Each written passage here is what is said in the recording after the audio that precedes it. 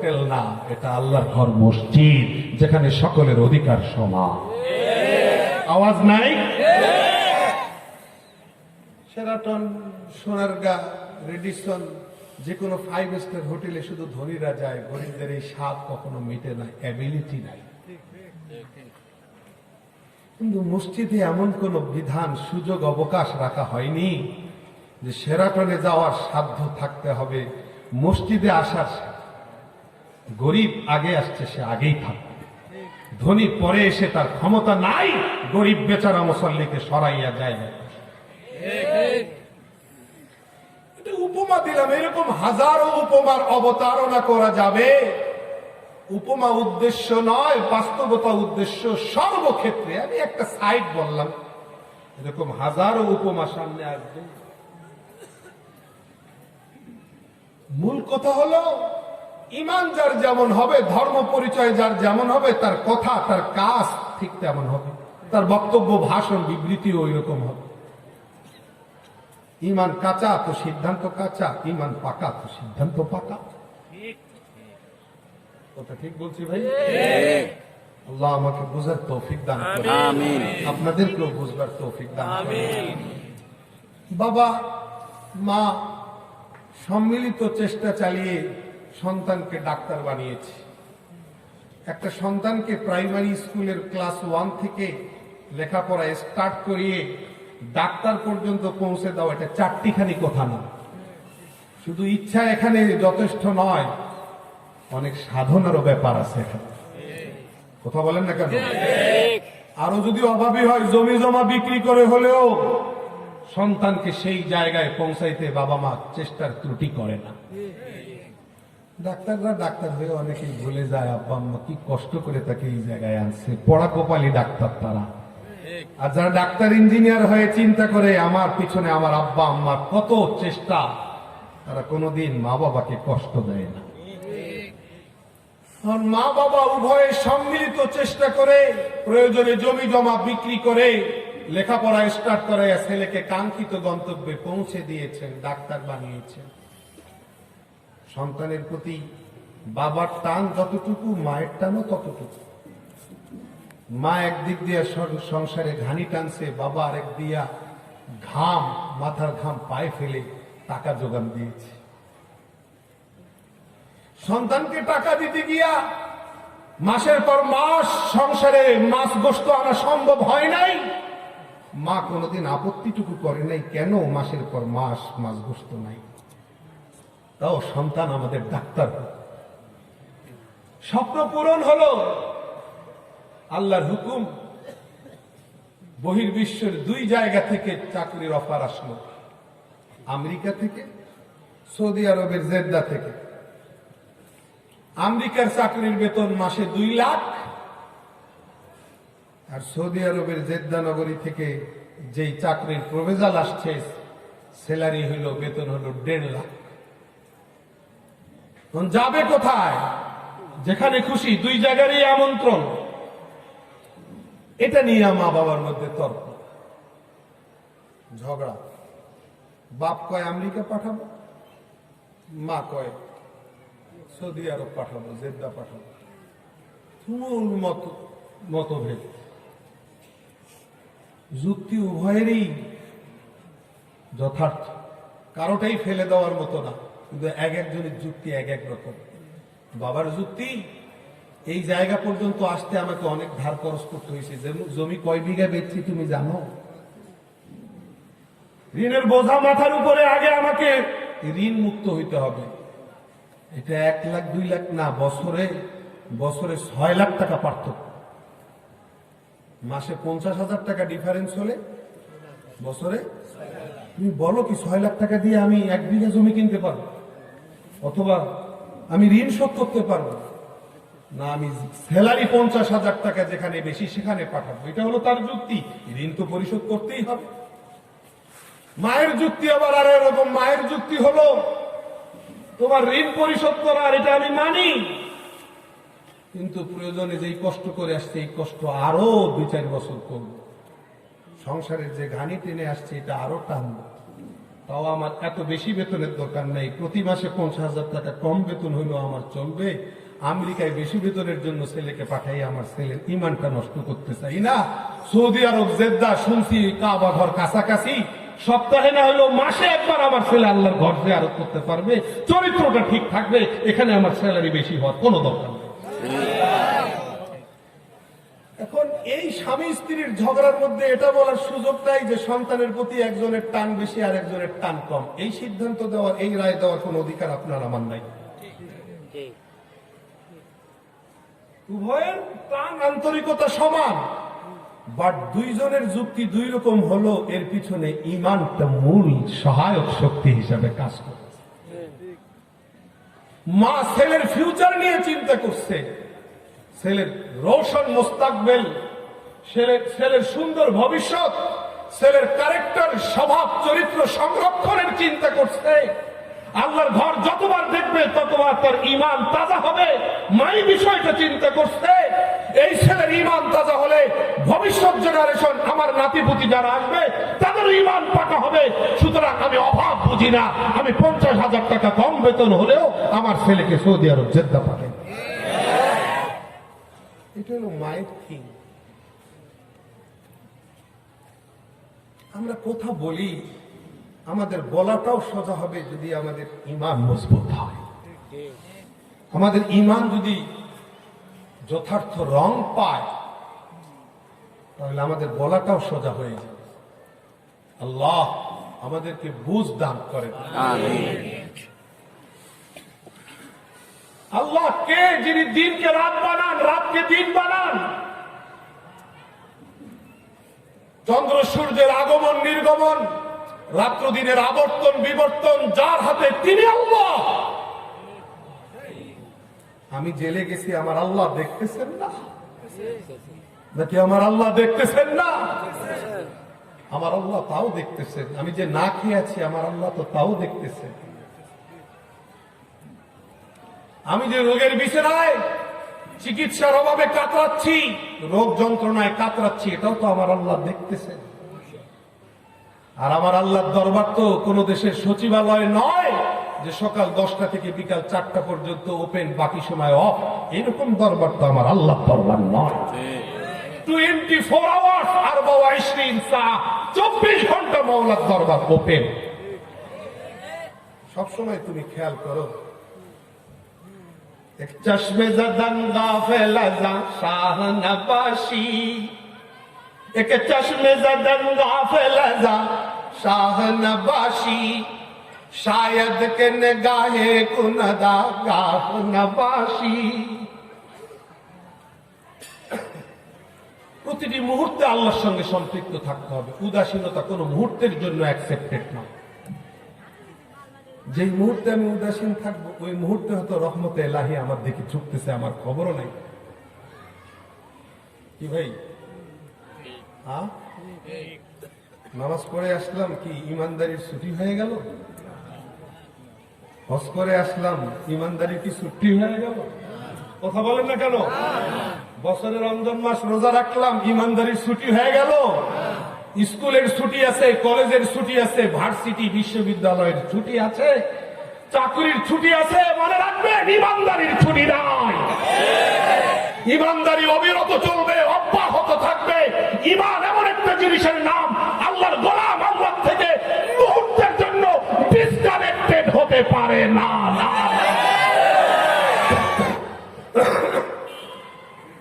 ওটা ঠিক না বেঠিক?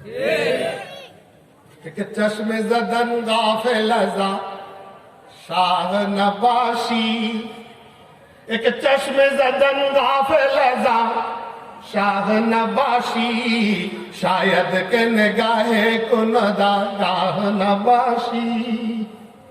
কোন মুহূর্তের জন্য তুমি আল্লাহর দুয়ার থেকে আলাদা হবে, আমার আল্লাহ দেখতেছে। সব জায়গায় ছুটি হয়, এমনকি যারা দোকান চালায়, মুদি দোকান, সেও একটা পর্যায়ে দোকান বন্ধ করে রেস্টে যায়। আমাকেও ঘুমাইতে হবে, কিন্তু আমার ঘুমটাও যেন ইবাদতে পরিণত হয়। ঠিক না ঠিক? এখানে কোনো ছুটি মকতব ইশক কি আন্দাজ নিরালা জরা দেখে, उसको छुट्टी न मिली जिसने सबक याद किया है, उसको छुट्टी न मिली जिसने सबक याद किया है। স্কুল কলেজের ছুটি ছাটা আছে, আল্লাহর প্রেমের কোনো ছুটি নাই। এটা একটা ভিন্ন বিদ্যালয়, আল্লাহ প্রেমের বিদ্যালয়। এখানে কোনো ছুটি ছুটি আছে? বুঝাইতে পারলাম না। জি, ছুটি নাই। ওয়াইস কর্নির কিচ্ছা শুনছেন না? দাঁত ফালাইছিলেন কয়টা? একটা একটা ফালাইয়া তো ওনার মনে হইতে এটাই একটা ফালাইবার পরে কয়েছে আল্লাহ রসুলের কোনটা পড়ছে, আল্লাহ রসুল সাল্লামের কোন দাঁত মোবারকটা পড়ছে আর আমি কোনটা ফালাইলাম, মনে হয় তার পরেরটা, তারপরে দ্বিতীয়টা, তারপরে তৃতীয়টা, তারপর সবগুলি ফালাইলেন। মানে আল্লাহ প্রেমের ছুটি নাই। দাঁত একটার পর একটা পড়তেছে কিন্তু তিনি ছুটি অনুভব করতেছেন না। আল্লাহ আল্লাহ সম্পর্কে যখন আপনার আমার বিশ্বাস এইরকম হবে, তখন ইবাদত আর তেলাওয়াতের মধ্যে লুৎফ চলে আসবে। কি আসবে ভাই? মজা। কি আসবে? قال رسول الله صلى الله عليه وسلم ذاق طعم الإيمان من رضي بالله ربا وبالإسلام دينا وبمحمد صلى الله عليه وسلم نبيا ورسولا। হযরত রাসূল আকরাম সাল্লাল্লাহু আলাইহি সাল্লামের ইরশাদ ফরমান যে ঈমানের মজা পাইল ওই ব্যক্তি ঈমানের মজা পাবে যে আল্লাহকে রব হিসাবে মানে, ইসলামকে ধর্ম হিসাবে মানবে না। এই মানার তর্জমা ভুল। যে বলে যে আমি আল্লাহকে রব হিসাবে পাইয়া সন্তুষ্ট, যে বলে আমি ইসলামকে ধর্ম হিসাবে পাইয়া সন্তুষ্ট, যে বলে আমি হযরত মুহাম্মদ মুস্তাফা সাল্লাল্লাহু আলাইহি ওয়াসাল্লামকে নবী আর রাসূল হিসেবে পাইয়া সন্তুষ্ট, রদিত বলেন রদিতু বিল্লাহি রাব্বা, রদিতু বিল্লাহি রাব্বা, মন থেকে বলেন রদিতু বিল্লাহি রাব্বা, রদিতু বিল্লাহি রাব্বা। মোজানিয়া পড়েন, তরজমা বুঝে পড়েন। আমি আল্লাহকে রব হিসেবে পাইয়া সন্তুষ্ট, রদিতু বিল্লাহি রাব্বা, জোরে রাব্বা, وبالإسلام دينا وبمحمد صلى الله عليه وسلم نبيا ورسولا। যারা আরবি পারেন তারা শুরু শব্দটা বলেন তো। রদিতু বিল্লাহি রাব্বা, কি? রদিতু বিল্লাহি আরো জোরে। রদিতু বিল্লাহি রাব্বা। আমি সন্তুষ্ট, রাজিতু, আমি সন্তুষ্ট হয়েছি, আমি সন্তুষ্টি প্রকাশ করছি আল্লাহকে রব হিসেবে পেয়ে। রদিতু রেজা থেকে আসছে। মোল্লা আলী কারি রহমতুল্লাহ আলাইহি মিরকাত শরহে মিশকাতে লেখেন, বাহ মুক্তাতুল্য কথা। মা মা'না রিদা? হোয়াট ইজ দ্য রিদা? রেজা অর্থ কি? বললেন রদিতু, আমি সন্তুষ্ট। কি অর্থ রেজা? উনি বলেন সন্তুষ্ট হয়েছে এই কথা বললে রদিতু রেদার তারজমার হক আদায় হবে না। কেমনে আদায় হবে? উনি বলেন আগে রেজা বুঝেন। তিনি বলেন রদিতু, আমি সন্তুষ্টের অর্থ কোনো কিছু পাইয়া সন্তুষ্ট হওয়ার অর্থ ওই জিনিসের বাইরে অন্য কিছুর দিকে চোখ না দেওয়া। আবার কোনো কিছু পেয়ে সন্তুষ্ট হওয়ার অর্থ, কোনো কিছু পাইয়া সন্তুষ্ট হওয়ার অর্থ ওই বস্তুর বাইরে চোখ না দেওয়া। বুঝাইতে পারলাম? জি জি। হ্যাঁ, এক বখাটে ছেলে ক্লাস 9-এর এক ছাত্রীকে রাস্তায় কয় স্কুলে যাওয়ার সময় আই লাভ ইউ। এই ওয়াজ করলে সবাই ভালো লাগে। আর বলেন ছাত্রী ভালো লাগে প্রতিদিনে আই লাভ ইউ শুনতে। বিকালবেলা ছুটি হয় কয় প্রতিদিন ডিস্টার্ব করে, আলতু ফালতু কথা বলে। একদিন স্কুলে যাওয়ার সময় বখাটে ছেলে তাকে রাস্তায় ডিস্টার্ব করা শুরু করলো। মেয়েটার বুদ্ধি খাটাইয়া বলে, ভাই একটা কথা বলি, যে প্রতিদিন আমাকে ডিস্টার্ব করো, আমি একটা কথা বলি। আমার 1 ঘন্টা পরে ক্লাস শুরু হয়, আমার আরেকজন জ্যাঠতো বোন আসে, তুমি একদিনও তাকে দেখো না, তাকে এক নজর দেখো, আমার দিকে তাকাইতেও মন চাবে না তোমার। তারে দেখো, দেখে আমার পছন্দ না হইলে তারে পছন্দ না হইলে আবার আমারে কই, তাহলে তুমি যাও। সাইডে দিছি, এখন এই ব্যাগ কল আরেক দিকে তাকাই রয়েছে, কখন তার জ্যাঠ তো বানালো। ছুটির সময় হয়ে যায়, কেউ আসে না। বিকেল বেলা যখন আবার ছুটি হওয়ার পরে মেয়েটা বাসায় যায়, বাড়িতে যায়, ছেলেটা কয়, এই উশৃঙ্খল ছেলেকে আমি কাউকে খুঁজে পাই নাই, তুমি আমার সঙ্গে প্রতারণা করছো, আমার আর কারো দরকার নেই, তুমি আমার কাছে চাঁদের চেয়েও বেশি সুন্দর। তখন পায়ের স্যান্ডেল খুলে দুই গালে দুইটা ঠাস ঠাস করে লাগাইয়া কয়, বাটপার, চিটার, প্রতারক, মিথ্যুক, তুই না সারাদিন আমার সকাল বিকাল ডিস্টার্ব করে কস, তুমি আমার চাইয়া পৃথিবীতে আর কারো ভালোবাসো না, পৃথিবীতে আমার মতো সুন্দরী কেউ নেই। তো আমার কাছ থেকে আরেকজনের ইনফরমেশন পাই, ওইদিকে মাথা ঘুরাইলা কেন, ওইটা জবাব আগে না। হাযা হুয়া রিদা, হাযা হুয়া রিদা। আল্লাহকে রব হিসেবে পেয়ে সন্তুষ্ট এর অর্থ আল্লাহ ছাড়া আর কেউ আমার রব না, আল্লাহই একমাত্র আমার। কই আছেন? আজকে দুনিয়ার মুসলমানেরা কতজনকে রব বানাইতেছে কর্মজীবনে, তার কোনো পরিসংখ্যান আমি দিতে পারবো। ঠিক। বানাইতে বানাইতে কেউ দোকানটাকেও রবের মর্যাদা দিতেছে, কেউ অফিসারকেও রবের মর্যাদা দিতেছে, কেউ নেতা লিডারকেও রবের মর্যাদা দিতেছে। নাউযুবিল্লাহ। না, রব তো আমার আল্লাহ, যিনি আসমান সৃষ্টি করেছেন, যিনি সাগর সমুদ্র সৃষ্টি করেছেন, যিনি অসম্ভবকে সম্ভব করে থাকেন, যিনি নীল নদীতে রাস্তা বানাইয়ে দেন, তার রডও লাগে না, সিমেন্টও লাগে না, ইঞ্জিনিয়ারও লাগে না, যিনি মাকড়সার জাল দিয়ে তার প্রিয়তম পয়গম্বর সাল্লাল্লাহু আলাইহি সাল্লামকে হেফাজত করেন, যিনি আবাবিল দিয়ে তার ঘর রক্ষা করেন।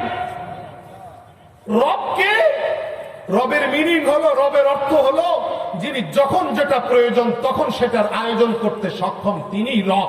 আর এই শক্তি আল্লাহ ছাড়ার কারণেই, সুতরাং আল্লাহ ছাড়ার কেউ রব হতে পারে না। সুতরাং আল্লাহর সমান মর্যাদা অন্য কাউকে দেওয়ার কোনো প্রশ্নই আসে না। অতএব ইমানকে শোধরাইতে হবে, আমলের যদি মজা আনতে হয়, রং যদি ইমানের আনতে হয়। ঠিক না বেটি? ভাই ভুল বললাম? আল্লাহ আমাদেরকে বুঝদান করুন। আমিন।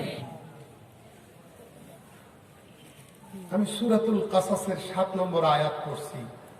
বিস্তারিত কথা বললে তো রাত 1টা বেজে যাবে।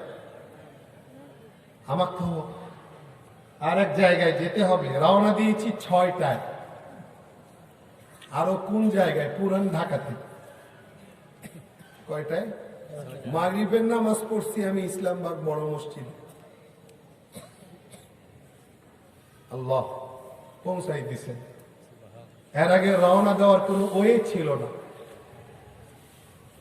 আল্লাহ পাক পৌঁছাই দিছেন। 9টায় কথা ছিল, 9:20 চলে আসছে। হতে পারে আল্লাহ পাক আনছেন। ভেরি কনজাস্টেড টাইম, খুব সংকুচিত সময় কথা বলছি, বুঝার চেষ্টা করি। হযরত মূসা আলাইহিস সালাম যখন পৃথিবীতে আগমন করবেন, শুভাগমন করবেন, তখন পরিবেশটা কত ক্রিটিক্যাল ছিল বলেন। অনেক বেশি ক্রিটিক্যাল ছিল। এই বাচ্চা যেন পৃথিবীতে ভূমিষ্ঠ হতে না পারে, এই জন্য সমস্ত সম্ভাব্য পথ ফেরাউন বন্ধ করে রেখেছে। অসংখ্য বাচ্চাকে হত্যা করেছে, এই বাচ্চা জন্ম না নেয়, তাই তো? কিন্তু পেরেছে? পেরেছে না। ওই আল্লাহ তো এখনো আছেন নাকি? আল্লাহর সরকার চেঞ্জ হয়ে গেছে। নাউজুবিল্লাহ, বলে নাউজুবিল্লাহ। এখানে কোনো চেঞ্জিং নাই। কুল্লু মান আলাইহা ফান ওয়া ইয়াবকা ওয়াজহু রাব্বিকা যুল জালালি ওয়াল ইকরাম। সবকিছুর লয় আছে, ক্ষয় আছে, আমার আল্লাহর লয় নাই, ক্ষয় নাই, মৃত্যু নাই। বড় ক্রিটিক্যাল সময়ে মূসা আলাইহিস সালাম ভূমিষ্ঠ হলেন, মাতৃগর্ভে আসলেন। আল্লাহ নিরাপত্তা দেবেন, ফেরাউন হত্যা করবে। আল্লাহ নিরাপত্তা দিতে চাইলে অন্য কারো হত্যা করার সুযোগ বাচ্চা পেটে চলে আসছেন, মুসা আলাইহিস সালাম পেটে চলে আসছেন, মায়ের গর্ভে চলে আসছেন। সাধারণত সর্বক্ষেত্রে আমরা দেখি মা বোনেরা যখন কনসেপ্ট করেন আস্তে আস্তে সময় যত গড়ায় তার শরীরের ওজন বাড়তে থাকে। ব্যতিক্রম মুসা আলাইহিস সালামের মা, গর্ভের বাচ্চা বাড়তেছে কিন্তু ওনার শারীরিক আকৃতির কোনো পরিবর্তন নাই। সুবহানাল্লাহ। মানে এই খবর তো বাহিরে চাউর হওয়া যাবে না। ওনার শরীরের আকৃতির পরিবর্তন হলে কেউ সন্দেহ করতে পারে, ইনফরমেশন উপরে চলে যেতে পারে। অন্য অন্য গর্ভবতী নারীদের ইনফরমেশন যেমন যায় এই ইনফরমেশনটাও যাবে, এটা আল্লাহ চান না, এই জন্য আল্লাহ কোনো পরিবর্তন দেন না। এটা কি আল্লাহর কুদরতি নিরাপত্তা নয়? তাহলে আল্লাহ কি শুধু দুর্গ বানাইয়া দুর্গের ভিতরে ঢুইকা আপনারা আমারে নিরাপদ রাখতে পারেন, আর অন্য কোন সুরতে অন্য কোন পদ্ধতিতে আল্লাহ নিরাপত্তা দিতে পারেন না? পারে। আল্লাহ দুর্গ ছাড়াও নিরাপত্তা দিতে পারেন, আল্লাহ অস্ত্র ছাড়াও নিরাপত্তা দিতে পারেন, আল্লাহ টাকার শক্তি ছাড়াও আল্লাহ নিরাপত্তা দিতে পারেন। দিলেন তো? আল্লাহ তাআলা কাদের মুতলাক, তিনি যা চান তাই করতে পারেন। এমনকি তিনি চাইলে বাবা ছাড়া, পুরুষের সংস্পর্শ ছাড়া, পুরুষের টাচ আর মাস ছাড়াও তিনি সন্তান তৈরি করতে পারেন। বেপেদার ফরজন্দ পয়দা উকুনাত তফলেরা দর মেহদে গোয়া উকুনাত উস্তে সুলতান হরচে খাহাদ আকুনাত আলমেরা দর্দমে ওয়রাকুনাত। আল্লাহ যা চান তাই করতে পারে, মুহূর্তের মধ্যে গোটা পৃথিবী তিনি নষ্ট করে দিতে পারেন। ইনশা ইউযহিবুকুম ওয়া ইয়াতি বিখালকিন জাদীদ ওয়া মা যালিকা আলাল্লাহি বিআজিজ। আল্লাহ বলেন তোমাদের প্রজন্মকে, তোমাদের সবাইকে ধ্বংস করে তোমাদের জায়গায় আরেক জেনারেশন তৈরি করতে পারি। ওয়া মা যালিকা আলাল্লাহি বিআজিজ, এটা আমি আল্লাহর জন্য মোটেও কঠিন কিছু। এখন বাচ্চা ভূমিষ্ঠ হওয়ার সময় আসছে, ধাত্রীরা বাসা বাড়িতে গিয়ে ডেলিভারির কাজ করে, আবার খানিকটা পরে প্রশাসনে খবর দিয়ে দেয়। এখানেও পারিশ্রমিক, ওখানেও পয়সা। মুসা আলাইহিস সালাম যে ধাত্রীটাকে ডাকলেন তিনি তার বান্ধবী ছিলেন, মুসা আলাইহিস সালামের মা। মুসা আলাইহিস সালামের মা ডাকে বললেন, তুমি শুধু ধাত্রী তো না, তুমি তো আমার বান্ধবীও, অনেক দিনের রিলেশন। তুমি অন্য অন্য বাচ্চা ডেলিভারি করে খবর দাও, আমার এই বাচ্চাটার খবর দিও না প্লিজ, তোমার সঙ্গে না আমার বন্ধুত্ব অনেক দিনের। আচ্ছা পরে বুঝবো নি। মানে বড় কিছু পাওয়ার জন্য লোভ সামলাইতে পারে না, খবরও নি দিবই। ডিটারমাইন্ড